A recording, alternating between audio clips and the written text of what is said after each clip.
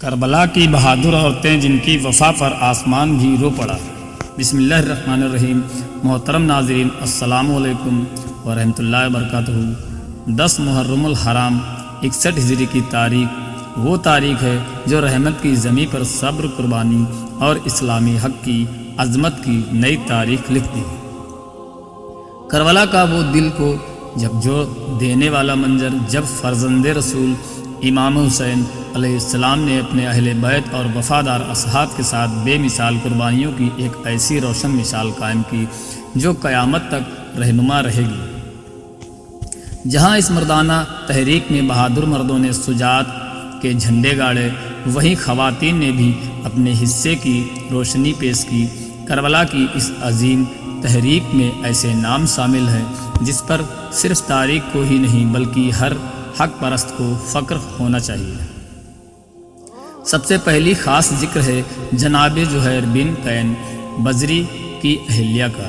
کہانی میں مکہ سے کوفہ کی راہ کی ہے۔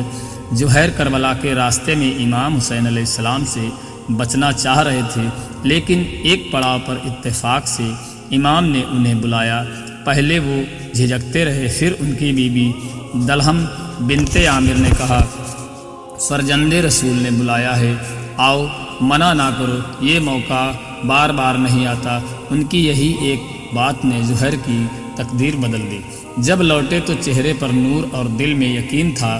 کہا، میرا خیمہ امام کے خیمے کے ساتھ لگایا جائے۔ زہیر امام کے وفادار بنے اور شہیدوں کی فہرست میں شامل ہو گئے۔ ان کی شہادت کے بعد ان کی بیوی نے اپنے غلام سے کہا، اپنے آقا کو کفن پہنا دو، لیکن غلام نے دیکھا کہ امام بے کفن ہیں تو کہا، میں اپنے آقا کو کفن نہیں پہناؤں گا جب تک امام کو کفن نہ دوں۔ پہلے امام کو کفن پہنایا اور پھر زہیر کو۔ یہ تھی وفا کی انتہا۔ دوسری خاتون تھی ام وہب جو عبداللہ بن عمیر کلبی کی بیوی تھی۔ جب عبداللہ نے لشکر کو حسین علیہ السلام سے جنگ کے لیے جاتے دیکھا تو کہا، اے دختر رسول سے جنگ کے لیے جا رہے ہیں، اللہ کی قسم یہی وقت ہے کہ ہم حق کی طرف کھڑے ہو جائیں۔ بیوی نے بھی حامی بھری، مجھے بھی ساتھ لے چلو، میں بھی کربلا میں تمہارے ساتھ رہنا چاہتی ہوں، اور وہ شوہر کے ساتھ سفر پر نکل پڑی۔ روز عاشور عبداللہ میدان میں اترے، بہادری سے لڑے اور شہید ہو گئے۔ جب ان کی بیوی نے دیکھا تو میدان میں نکل آئیں اور کہا، میرے ماں باپ آپ پر قربان، یہی وقت ہے کہ رسول کے فرزند کے لیے جان دی جائے۔ امام نے انہیں روکتے ہوئے کہا، خواتین پر جہاد واجب نہیں، واپس آئیے، اللہ آپ کو جزا دے۔ تیسری فخر افزا خاتون تھی جناب رباب بنت امراؤل کیش، امام حسین علیہ السلام کی بیوی اور جناب سکینہ کی والدہ۔ ان کے بیٹے عبداللہ علی اصغر شہید ہوئے اور یہ ماجرا بھی انہوں نے دیکھا، شہید کے خون سے تر چہرہ اور کانپتا ہوا ننھا جسم۔ جب ان کے سامنے آیا تو صبر کا ایسا جذبہ پیش کیا کہ سینکڑوں سالوں بعد بھی لوگ نم آنکھوں سے انہیں یاد کرتے ہیں۔ چوتھی وہ عظیم علم بردار خاتون تھیں جو بکر بن وائل قبیلے سے تھیں۔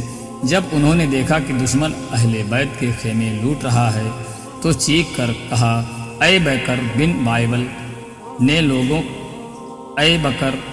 وائل کے لوگوں، کیا تمہارے اندر ذرا بھی غیرت باقی نہیں؟ رسول کی دختروں کو لوٹا جا رہا ہے۔ ان کی یہ چیخ اتہاس کی پیشانی پر آج بھی درج ہے۔ مگر ناظرین، جب کربلا کی خواتین کا ذکر ہو تو اس کا مکمل تصور جناب زینب سلام اللہ علیہا کے بغیر ممکن نہیں۔ حسین کی بہن فاطمہ کی بیٹی علی کی درد و عاصف، جو وہ زینب جن کے صبر، ہمت اور فصیحت کے کربلا کے بعد کی لڑائی اپنے کندھوں پر اٹھائی۔ کوفہ کے بازار میں جب انہوں نے خطبہ دیا تو لوگ سینوں پر ہاتھ رکھ کر رو پڑے۔ یزید کے دربار میں جب امام کا سر لایا گیا اور یزید نے شعر پڑھے تو زینب نے جواب میں کہا، ہم فاسق نہیں، فاجر ہیں، اللہ نے ہمیں رسول سے عزت بخشی ہے۔ ہاں، حساب کتاب کا دن آئے گا اور تجھے بھی جواب دینا ہوگا۔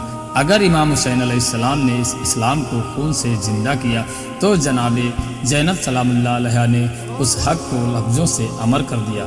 آخر میں صرف اتنا کہوں گا، قتل حسین اصل میں مرگ یزید ہے، اسلام زندہ ہوتا ہے ہر کربلا کے بعد۔ اگر آپ کو یہ ویڈیو اچھی لگی ہو تو اسے دل سے لائک کریں، اپنے دوستوں اور گھر والوں سے شیئر کریں اور اکرم وائس کو سبسکرائب ضرور کریں۔ ملتے ہیں اگلی ویڈیو میں، تب تک کے لیے اجازت دیجیے، اللہ حافظ۔